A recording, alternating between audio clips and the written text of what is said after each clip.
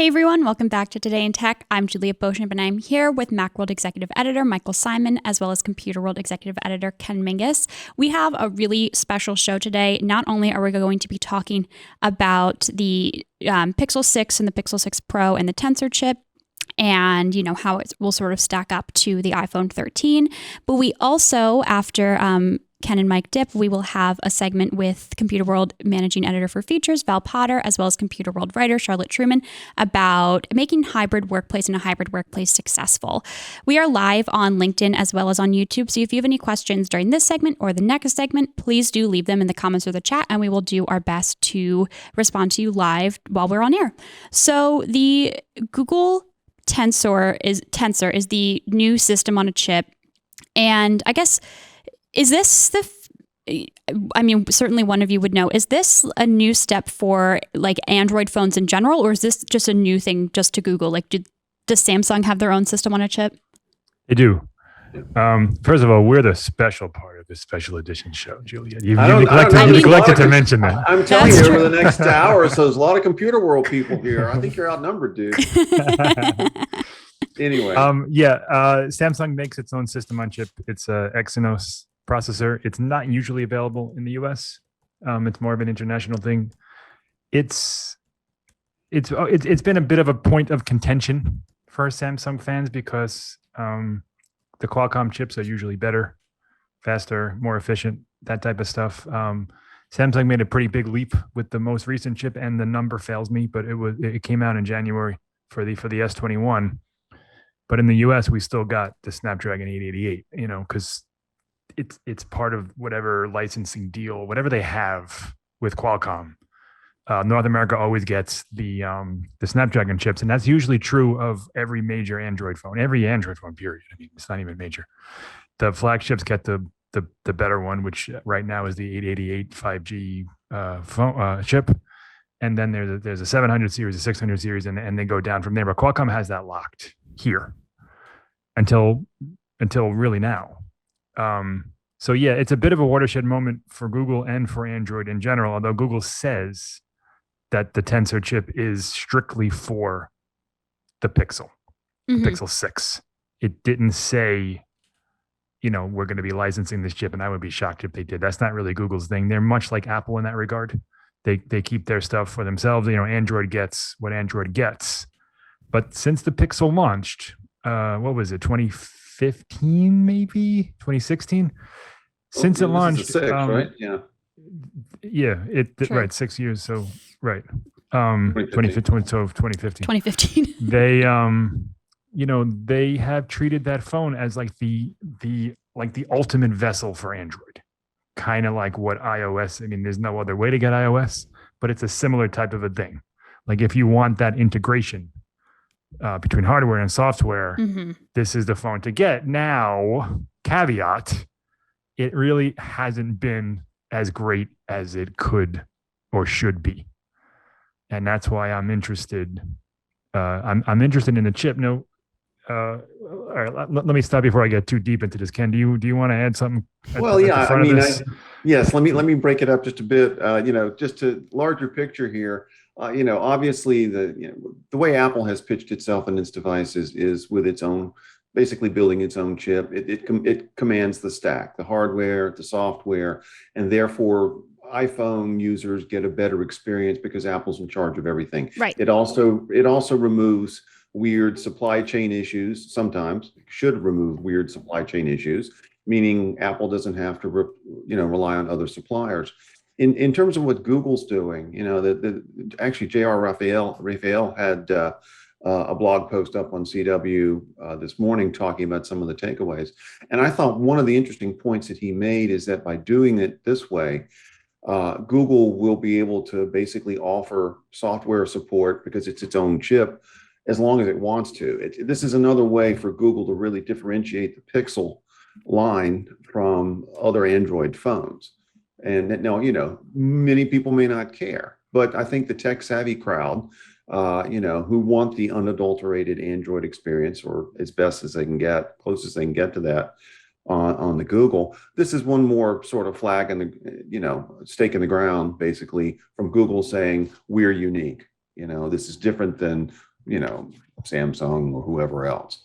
Does that jive with what you're thinking, Michael? Yeah, I mean, I don't know how much updates are affected by the chip. Google offers 3 years. Samsung offers 3 years for a lot of its newer phones. Yeah, so Apple doesn't have like a guarantee. Like when you buy an iPhone, they don't say you're going to get 5 years of updates, but that's what they offer, 5 or 6, even in some cases. And there's been some pressure on Android to say, hey, this is enough is enough, particularly when it comes to security, because 3 years really isn't enough. When you're buying $1,000 phone, I always say, with the exception of Ken, most people hold on to their phones for more than a year, more than 2 years. Maybe we haven't gotten to the 13 yet. This may be the year that I finally crack and hang on. No, I'm serious. Anyway, sure. That'll be for a future edition of the show. But it's important, as these phones get way more expensive and less subsidized and all that stuff. Like people hold on to them. People hold on to the iPhone 6. iOS 15 will support the iPhone 6s from 2015, I think. That's impressive. We're getting 6 years out of that. And, there are going to be people out there that have that phone and use that phone every day and need those and, need security updates, need regular feature updates. Yeah, of course, not everything works and it's not as fast as the newer phones, and all those caveats apply. But you should, when you buy $1,000 phone or an $800 phone or whatever it is, and Google has said this is going to be a premium phone, so we're looking at $1,000 for the 6 Pro, I would think. You should be guaranteed more than 3 years. 3 years is should be table stakes at this point. Yeah, and it should be for those phones, the S21, S22, whatever Samsung calls it next year, the Pixel 6 Pro.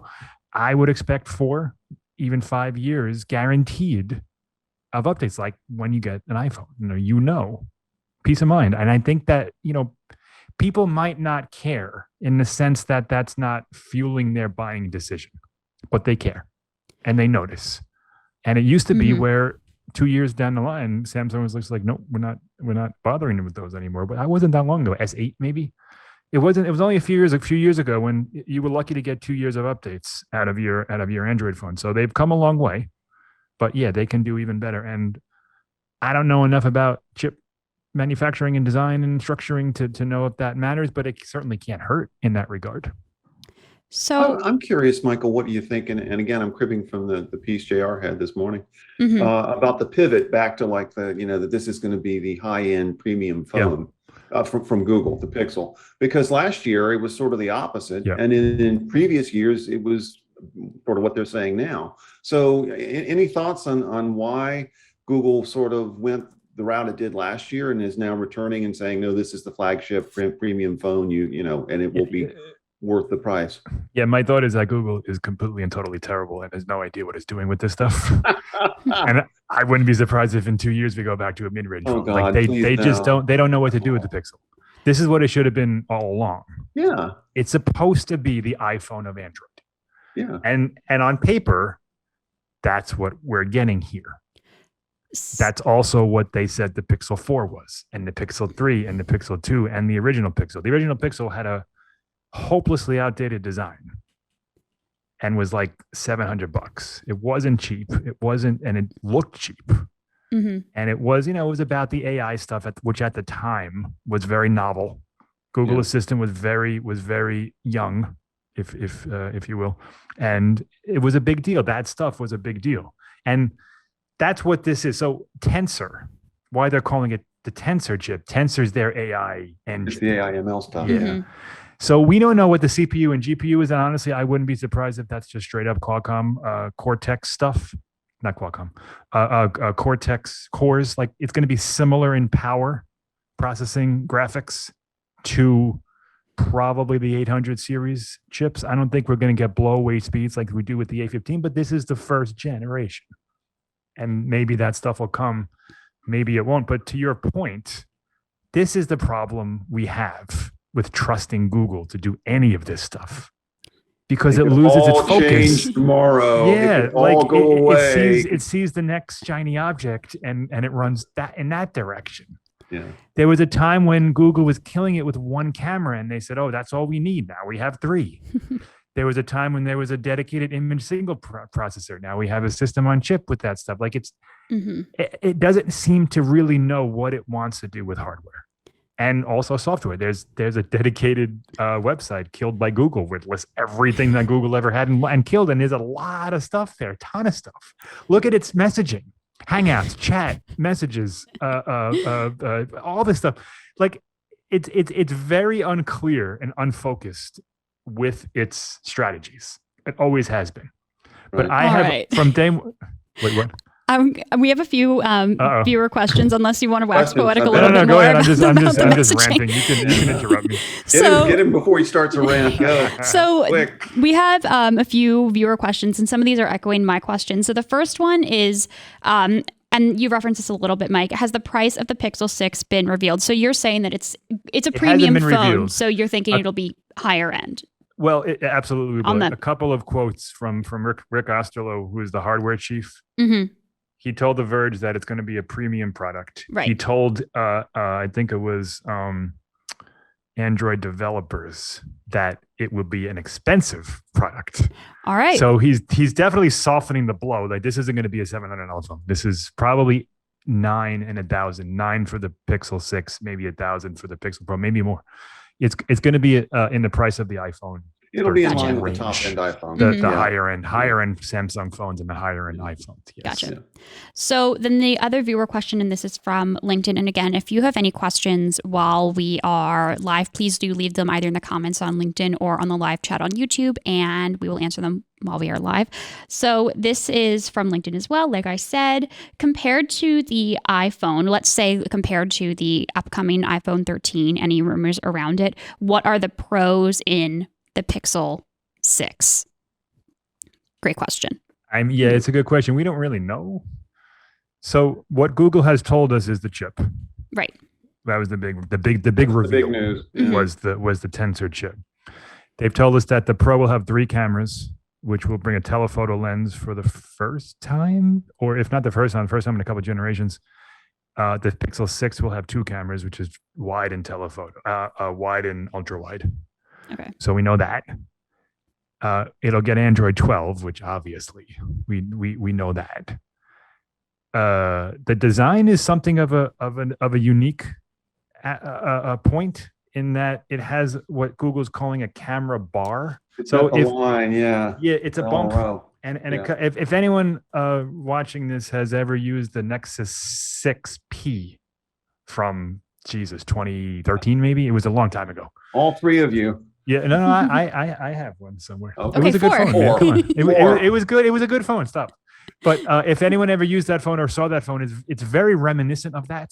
That was a monster phone. It was huge, Yeah. and at the top it had a little bar, a big bar across the top that kind of jutted out a bit, and contained all the camera hardware. That's what this is. And Google, they've done a nice job. There's like a 2-tone color pattern. So above the camera bar is a different color than the one below it. It looks very nice in pictures.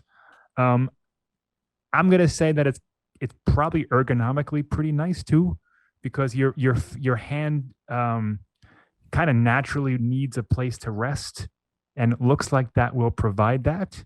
So I think design-wise, it looks pretty cool. The front is, my pet peeve is bezels that are not balanced, and this looks to be a little bit off balance with the screen. But it's a 6.4 inch and 6.7 inch screen. The Pro will be 1440p, I think. Quad HD plus, whatever that is. And the non-Pro will be full HD. They'll be OLED. So very similar to the iPhone 6.1, 6.7. It's similar to that. That's all we know so far. All right. Google hasn't told us about any features or really any camera features, which I'm sure there will be plenty. Mhm. What it's doing with this AI stuff, there's going to be a lot there. If they're calling this a Tensor chip, the AI stuff will be next level, because it always is. Mhm. Google Assistant blows away Siri.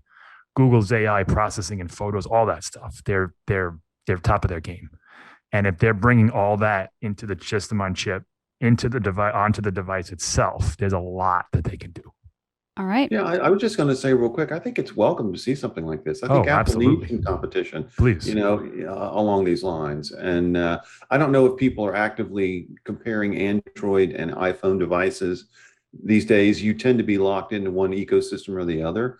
But, I mean, something like this is the kind of thing that might draw some techie I iPhone users to at least consider Android. I think it's different when we're talking about Google.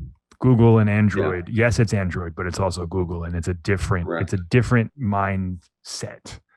So I do think that Apple buyers, iPhone buyers, will consider, depending on the price and where the And the availability. Like features, yeah. Google has shot itself in the foot numerous times with Pixels by it was exclusive to Verizon at first, and it was too expensive, and then you couldn't get one, and they're not great at actually delivering hardware.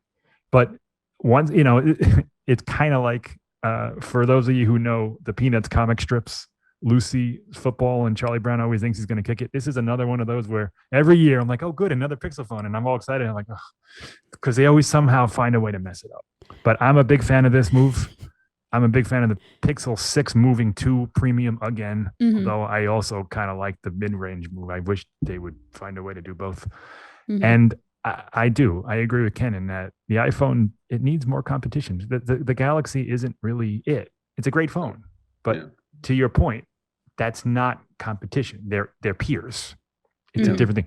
Google and Apple are competitors. So Agreed. we have another chip related question from LinkedIn, and another great question. This viewer is asking, is Google making the Tensor chip, totally on its own, or is Google partnering with some other chip manufacturing company? Yeah. Rumors are that it's Samsung is going to be manufacturing Right, I it, saw that. which makes sense because they make good chips. Yeah. So yeah, they're partnering now. Google always partners. I mean, they don't even technically make their own hardware. HTC made the first couple Pixels, and then they bought that whole team to make it. Gotcha. So it'll be a partnership. Google just doesn't really have like Apple. Apple is a hardware company. Mhm. Google's a software company, so they don't have that build out yet. Maybe they're going to have it. Maybe they'll fabricate their own chips at some point in the future. I don't know. But right now, it doesn't look like it. So this is a question just from me, not necessarily from the audience, but I'm just wondering, like, where does, Google now with the Tensor chip, and then, I mean, Apple's been making its own iPhone chips for a while, but Yeah. where does it kind of leave, like, the Qualcomms of the world for I guess when it comes to system on a chip? Because is Apple using Qualcomm 5G modems, or are they using different 5G? They are. Okay. For For at least now. another year or two, maybe three. Okay. They bought, so Apple bought Intel's modem division, which never really got off the ground. I think in 2019. Right. Yeah, I remember that. So they're building their own 5G modem. It's not ready for the iPhone 13. Probably won't be ready for the iPhone 14 either. These things, they're not an overnight thing, and you need that 5G modem to work, without interruption. So they're using the same modem that's in Android phones is the same modem that's in iPhones at the moment, and it will be for a little while. I highly doubt that Google gets into that game, and I also don't know what it means. So, all right, for one, the Pixel is a very, very, very, very, very, very small part of Qualcomm's licensing catalog. Sure. They're not a big player. They're not even in the top 5, probably not even in the top 20 as far as phone sales. So as far as that goes, it doesn't really make much of a dent. But much like Apple and Intel, if this Tensor chip comes out and it's real blow away stuff with the neural engine, that will put some pressure on Qualcomm to respond. Mm-hmm. I think. Yeah, I don't think it's going to push them out or anything like that anytime soon. They have But a monopoly for all Yeah. intents and purposes. But anytime you've got somebody of the size of Google come along and develop, again, as you say, Michael, if it does, if it blows the competition away, that's going to force them to sort of step up. Yeah. You get that constant sort of battle, and I think it's a good thing. We'll see how it plays out. Competition's always good. Always good. Mm-hmm. So as we're wrapping up here with, your segment. We do have just a few more questions, and this is just a final call. This is great. Final call for any questions. I should rant about Google more. Definitely. So this question is from a LinkedIn viewer. What technology will Google's chip be based on, and how many, I assume, nanometer technology? Yeah. Again, we don't really know that stuff, but it looks to be based on that Cortex Right. Snapdragon and probably 5 nanometers. Okay. But Google hasn't released that yet. We're just kind of speculating and going off of rumors. But it looks to be very similar to the higher end Snapdragon processors. I'd be willing to bet if they had gone to 3 nanometers, we'd hear about it now. They'd be talking it up, Yeah. So for silence there indicates probably 5. Yeah. I would think. And 7 is kind of passe for mobile phones now. So 5. Yeah, I'm sure wouldn't be talking about that. It's like, So I guess my final question kind of is like, what's the when? When can we see the Pixel 6? They had like this. Do they normally make a big hardware announcement every year? Is it at they do. Google I/O? Did I make that up? Google I/O is separate. That's a developer conference. Right, Sometimes okay. they release something Like hardware related. The A series, I remember, right? Like the 4As. Once they did that there, but it's not. They've done the Pixel for the last bunch of years in October, and it'll probably be the same October, early November. They say fall. It's not September because that's iPhone month. And so they want to space it out where they'll get the attention that they want. So they said fall. My guess is October. And one quick thing that we didn't talk about is security. Yeah. And Google's being pretty vague about it. But the quote is that the Pixel 6 is, quote, built with the most layers of hardware security in any phone, which is, as I wrote in my story, a very weirdly specific claim. I was just going to say, and I'm not 100% sure what it means. You can define layers in lots of ways. That may be meaningful or not. But the point is that that's one of the things they chose to highlight. Yeah. So it does mean that. Now, we've talked before about the difference between security and privacy, and they're very different things. But the fact that Google is highlighting the security of the Pixel phone is definitely a good thing. And it speaks to the chip and the integration and how all that's working. And that's Apple. That's Apple at work. That's Apple putting pressure on the rest of the industry to get their phones as secure and tight as possible, and Android as well. Google has worked a ton over the last couple of years to get Android more secure with to kind of limit side loading and all the things that cause those malware to creep in. And this is just one more example of that, which is also just great. This is the Pixel 6, regardless of how good the phone is, the premise of what's happening here is good for the industry. Yeah. Yep. Can't top that. I agree. Great. Well, thank you both so much for calling in and joining me to chat about this. I think this is interesting. I feel like this is definitely like not going to be the last discussion that we ever have about the Google Tensor chip, because I feel like once the Pixel 6 comes out and once the iPhone 13 comes out, there's probably going to be an opportunity for some more meaningful comparison. But in the meantime, it was great to sort of, chat logistics, learn a little bit about it. So thank you both so much for joining. I really appreciate it. Just quick, I want to say that I like this dribble of information. Google does this often, and I think it's awesome. I think Apple should do it. It's like a little appetizer. Sure. For the main course coming in a couple of months, and I don't think there's anything wrong with teasing the people who want who want the product that this is coming, and then shut up about it for a couple of months. Eat up. I like it. All right. Well, thank you both so much for calling in. I really appreciate it.